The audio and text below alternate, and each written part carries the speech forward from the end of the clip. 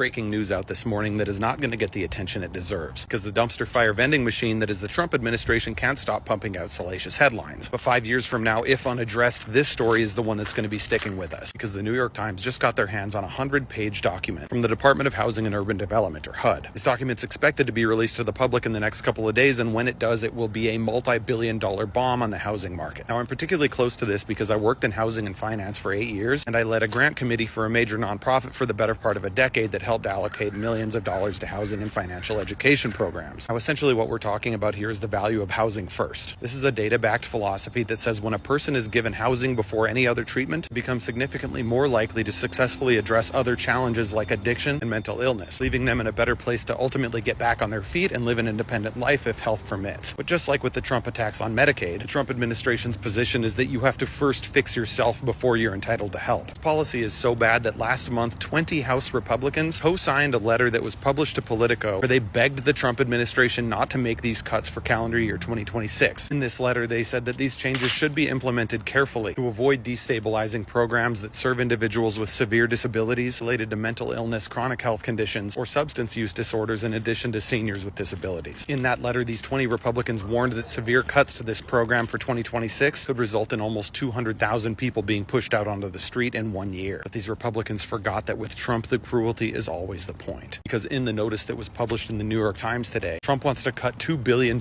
from Housing First programs, a full 2/3 of the budget. And those cuts would take effect in January, less than 2 months from now, to a program that has been the North Star for housing since 2009. Now, normally cuts this size would have to go through Congress, but they're getting around this because they aren't actually cutting the $2 billion. They're reallocating it from Housing First programs to sobriety and mental health programs. And these programs kick people out after 2 years. Essentially, what the Trump administration is telling people is you have to get healthy and sober on your own in order to earn the right to housing assistance. And then after 2 years, you're pushed back out into the world with the expectation that nothing ever goes wrong again. Now, if this sounds malicious and doomed to fail, yes, exactly. Because this policy was effectively written for the Trump administration by the Cicero Institute, a far-right think tank led by a billionaire who just happened to co-found Palantir with Peter Thiel. Now, you can look up the Cicero Institute on your own, but I can guarantee you nothing good comes from them. To put a very fine point on it, the lobbyist from the Cicero Institute said Housing First expects too much of people by assuming everyone was ready for housing. Ready for housing? What's the alternative to housing? Prison?